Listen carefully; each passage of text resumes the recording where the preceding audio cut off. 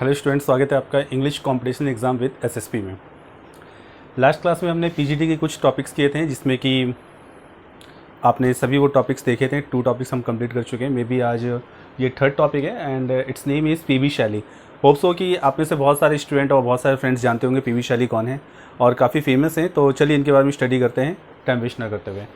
So PV Shelley, as I told you in last class that it is a UP PGT class and UP PGT means कि UP PGT English class से related है। तो इसमें आपको सभी वो point के बारे में बताए जाएंगे जो कि आपके लिए काफ़ी इंपॉर्टेंट है। और as we all of know that the questions will be comes as a MCQ form, so we have to learn and we have to write these questions carefully. So we come to the topic UP PGT as I have told you 2022। देखिए 2022 यानी कि इसी साल का है और as we know that it is a month of October, it can be start your exam in November or December, in any month. So we have to study these topics very carefully. So now we come to the topic PV शैली। देखिए PV शैली जो थे इनका जो birth हुआ था 1792 और डेथ हुई थी 1822। Means he was only 30 years old when he died. तो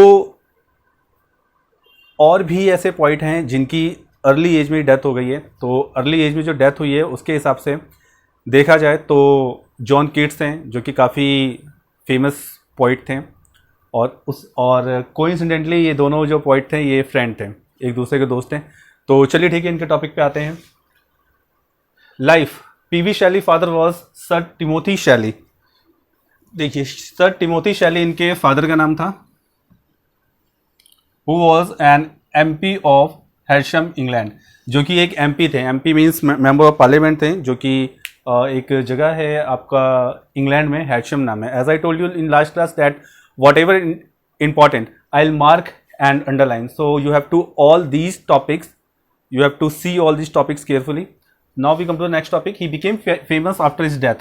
As I told you that कि वो अपने डेथ के बाद फेमस हुए थे। इससे पहले हमें ये देखना है कि उनके फादर क्या थे। उनके फादर एमपी थे, मीन्स कि जो हमारे पीवी शैली थे he was a rich person. So no he was known as mad Shelley. देखिए आपके एग्जाम में आ सकता है कि मैड शैली के नाम से किसे जानते हैं। क्यों जानते हैं? क्योंकि इनके ज़्यादा वहाँ पे फ्रेंड नहीं थे और इनको ईव टीजिंग या ये कहिए कि जो कॉलेज में रैगिंग की जाती वो चीज़ें पसंद नहीं थी। सीनियर्स अपना काम करवाते थे इनसे, बट ये he did not like to all this thing. That's why he didn't talk and didn't any complaint to his principal or any friend and any teacher. So that's why the school administration and even his friends fellows were called him the Mad Shelley. Now we come to the next topic. He was 19 years old when a girl Harriet Westbrook, आपको ये नाम याद रखना है, Harriet Westbrook। ये एक लड़की थी that was only 16 years old that time and the PV Shelley was 19 years old. So they meet each other and Harriet forced him to marry him. Harriet ने उन्हें फोर्स किया कि आप मुझसे शादी करो। और कैसे फोर्स किया था कि भाई वो सुसाइड कर लेगी, इसलिए उन्होंने उसे फोर्स किया और फाइनली उनकी शादी हो गई। और जैसा कि हम देख सकते हैं कि 8 जुलाई 1822 का डेट है। 8 जुलाई 1822 में क्या हुआ कि जो पीवी शैली थे वो आ रहे थे, कहाँ से रिटर्न हो रहे थे, इटली से रिटर्न हो रहे थे। बट उनका जो शिप है वो सिंक होने की वजह से क्या हुआ कि उनकी डेथ हो गई। देखिए इसमें मैंने काफ़ी शॉर्ट तरीके से आपको बताया है। आप जब मैंने पीडीएफ लिंक में आपको डाल दिया है, उस डिस्क्रिप्शन में देखेंगे तो उस पीडीएफ में बहुत सारी थिंग्स ऐसी हैं जो मैं यहाँ पे मेंशन नहीं कर रहा हूँ। तो ये चीज़ें ऐसी हैं कि जब सिंक हुआ था उनका शिप, जब सिंक हुआ था तो जब उनकी बॉडी मिली थी तो उनकी बॉडी में केवल उनका हाथ था और उनका पैर था, बाकी पूरी बॉडी मछलियाँ शायद खा चुकी थी। और उनके जेब से एक लेटर मिलता है, उस पेज में जॉन कीट्स के लिए कुछ कविताएं लिखी होती हैं, कुछ पोएम्स लिखे होते हैं। तो ये चीज़ आप उसमें पढ़ेंगे। These things were not important, that's why I have not mention in the board. Causes क्या है? शैली रोट हिज लार्ज पोएम। शैली ने अपने लार्ज पोएम लिखे थे जिनका नाम था क्वीन मैब। देखिए क्वीन मैब आप ध्यान रखेंगे, may be it comes in the your exam and it can be asked that what was the name of first poem, so you have to tick Queen Mab. Was a philosophical poem. ये एक philosophical poem था कि इसको हम किस तरह से बता रहे हैं, यानी कि लाइफ से रिलेटेड जो भी थिंग्स, इंपॉर्टेंट थिंग्स है उसके बारे में इसमें कहा गया होगा। एंड पब्लिश्ड इन 1813 में ये पब्लिश्ड हुआ था। आपको हमेशा याद रखना चाहिए कि जो इनकी पीवी शैली की जो फर्स्ट फेमस राइटिंग कह सकते हैं वो कब हुई थी, 1813 में हुई थी। ठीक है। Shelley made one day to Mary Godwin. अब एक दिन ये मैरी गॉडविन से लिखे थे, मैरी गॉडविन मिले थे। मैरी गॉडविन वही हैं जो कि who wrote the topic of feminism. Feminism पे उन्होंने एक अपना राइटिंग लिखी थी जो कि बहुत ज्यादा फेमस था, वो मैंने इसमें मेंशन कर दिया है, आप देख सकते हैं उसमें। And as she was very intelligent that's why Shelley fell in love of her and this time it happen opposite according to his first marriage. इस समय शैली को वो उतना ज़्यादा अट्रैक्टिव लग रही थी, इतनी ज़्यादा इंटेलिजेंट लग रही थी कि उन्होंने कहा भाई कि मुझसे आप मैरिज कर लो, शादी कर लो, otherwise I will suicide. So that's why married to Shelley and finally they became husband and wife. And all these things happen after 3 weeks of the death of first wife। उनकी first wife की death हो चुकी थी, उसके बाद इन्होंने शादी की थी। और it seems and it is told that he was pregnant when he had been died, she had been died, sorry।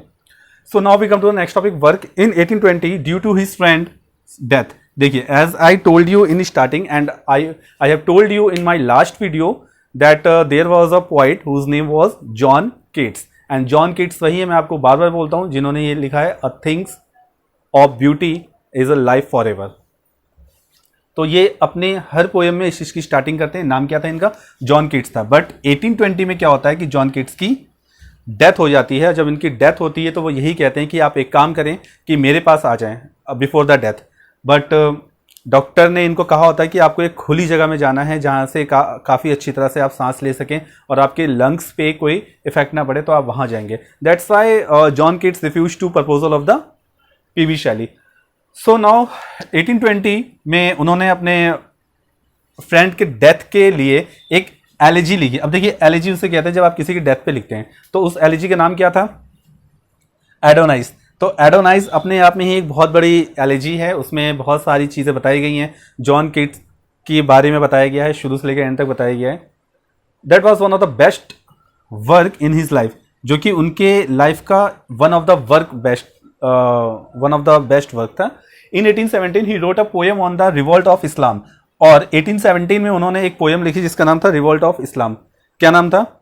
Revolt of Islam. That was divided into 12 Cantos. देखिए, कैंटोस क्या होता है? कैंटोस कहते हैं, कैंटोस आप act को कह सकते हैं, और उस एक्ट के अंदर सीन्स होते हैं। तो depend on the length of the act that how was their scenes in the particular act. So cantos भी इसी में डिवाइड होता है। कैंटोस आप मान सकते हैं एक्ट को, और इनकी जो स्टैंजा थी, जो उन्होंने स्टैंजाज पुट किए थे, that was 9 lines stanzas. In 1816 he wrote Alastair, that was a 720 lines poem. 1816 में उन्होंने एक पोएम लिखा जिसका नाम एलेस्टर था। टॉपिक का नाम क्या था? एलेस्टर था। आपको ये अंडरलाइन करना होगा। और ये 720 लाइन्स की पोएम थी, यानी कि 720 लाइन्स मीन्स की ये इनकी सबसे बड़ी और सबसे लेंथी पोएम थी। Now we come to the next topic, honours. Shelley inspired many poets like Robert Browning. देखिए, रॉबर्ट ब्रोइंग को उन्होंने इंस्पायर किया, कार्ल मार्क्स को किया, रविंद्रनाथ टैगोर मीन्स कि इंडिया तक उनका इन्फ्लुएंस था कि उन्होंने बहुत से लोगों को प्रभावित किया है। So after his death his body had been cremated. देखिए, as I told you that he had been famous after his death। so after his death वो इतने ज़्यादा फेमस हुए कि उनकी बॉडी को जो दफनाया गया था दोबारा निकाल के क्रिमिनेशन किया गया, यानी कि उनकी बॉडी को जलाया गया। जब उनकी बॉडी जलाई जा रही थी तो उनका जो हर्ट है, दिल, वो उनकी वाइफ को दे दिया गया, मैरी शैली को दे दिया गया। और मैरी शैली ने वो हार्ट तब तक संभाल के रखा जब तक until she was alive. After her death जो थी वो संभाल नहीं पाई, और फिर उनके ग्रेव यार्ड पे ही या ग्रेव के आसपास ही उनके हर्ट को भी जलाया गया। सो ये अपने आप में ही एक बहुत बड़ा ऑनर्स है कि किसी को इतनी बड़ी उपलब्धि दे देना कि आप आफ्टर डेथ उसे ग्रेव से निकाल के उससे क्रिमिनेशन कर रहे हैं। तो ये चीज़ें हैं अपने आप में ही, बहुत कम को ये चीज़ें ऐसी होती हैं। That's why we have include these topics in honours. So now we come to the last line. In 1821 he wrote a defence poetry. देखिए 1821 में उन्होंने डिफेंस ऑफ पोइट्री लिखी, क्योंकि एक पोएट थे, उनका नाम था Thomas love peacock. Thomas love peacock ने बहुत ज़्यादा क्रिटिसाइज किया था, किसे, जितने भी पोइट्स थे सबको उन्होंने क्रिटिसाइज किया था कि भाई जो ये पोइट होते हैं इनके पास कुछ काम होता नहीं है, कुछ भी किसी को क्रिटिसाइज करके या कुछ भी ऐसा वैसा कुछ लिख देते हैं और इनके लिए कुछ मेहनत का काम होता नहीं है। So that's why in one line और in short line we can say that he had been criticise many of the poems and many of the poets. So in the reply of that person, that's name was Thomas Love Peacock. He wrote a poem and the poem title was The Defense in Poetry. तो ये जो इनकी defence in poetry ये भी बहुत ज्यादा famous हुई थी। तो होप सो कि आपको इतना समझ में आ गया। Let's revise once again. Life पढ़ते हैं इनकी। पीवी शैली जो थे उनके फादर का नाम था सर टिमोथी शैली। देखिए आपके एग्जाम में आ सकता है ये, और आपको याद होना चाहिए कि सर टिमोथी शैली था इनका। आप जब भी किसी एग्जाम को देने जाएं, खास करके डीएसएसबी हो या यूपी टीजीटी हो, यूपी पीजीटी हो, यूपी लेक्चरर हो या राजस्थान लेक्चरर हो, राजस्थान लेक्चरर का एग्जाम आपका होने वाला है 19 अक्टूबर के आसपास होगा।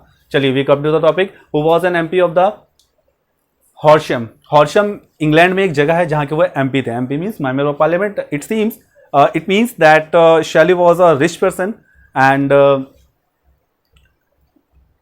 he was belong to the upper middle class, so became famous for the after his death. As we know that he had been famous after his death. He was known as the Matt Shelley in his college. देखिए mat शैली के नाम से क्यों जानते हैं, किसे जानते हैं, तो आप ये क्वेश्चन उसमें डाल सकते हैं। You have to tick the answer कि शैली को ही इसे जानते हैं मैट शैली के नाम से। He was 19 years old.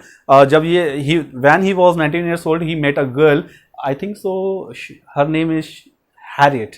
Harriet से मिले थे वो, और Harriet that time was only 16 years old and Harriet proposed and forced him to married and by forcing he committed suicide, but Shelley did not want to do this. That's why he married to the that girl. Her name is Harriet. Her name was Harriet. Now 8 July 1822 को क्या करते हैं कि Italy में वापस आ रहे होते हैं, बट उनका जो शिप होता है वो सिंक हो जाता है, डूब जाता है, and it was the last day of PV शैली। कॉजेस क्या है? शैली रोट हिज लास्ट पोएम।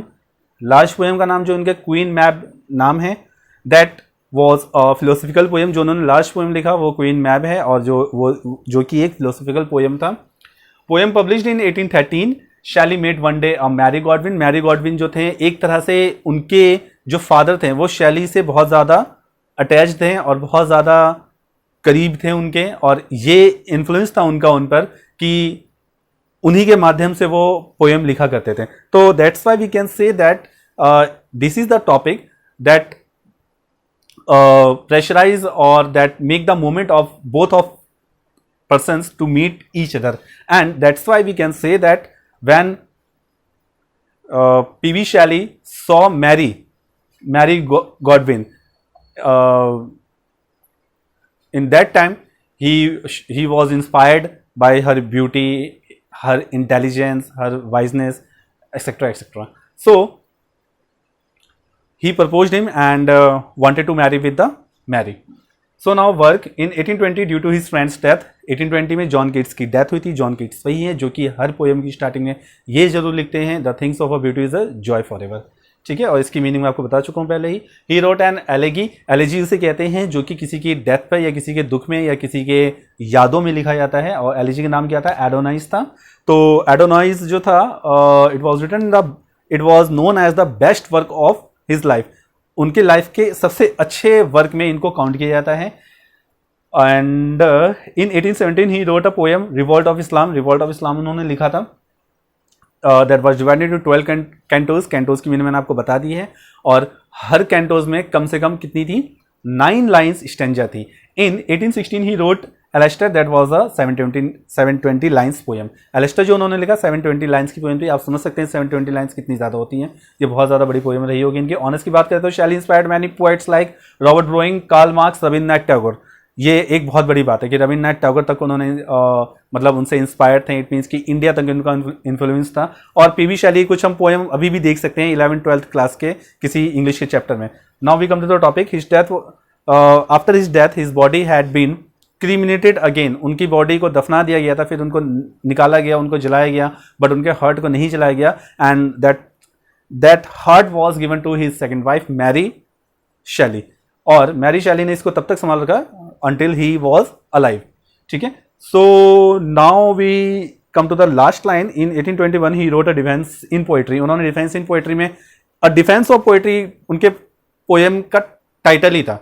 और क्यों लिखा था? क्योंकि एक हमारे पोइट थे थॉमस लव पिकॉक, उन्होंने पोइट्स को और पोएम्स को बहुत ज़्यादा क्रिटिसाइज किया था। That's why he wrote a poem a defence in poetry for his reply.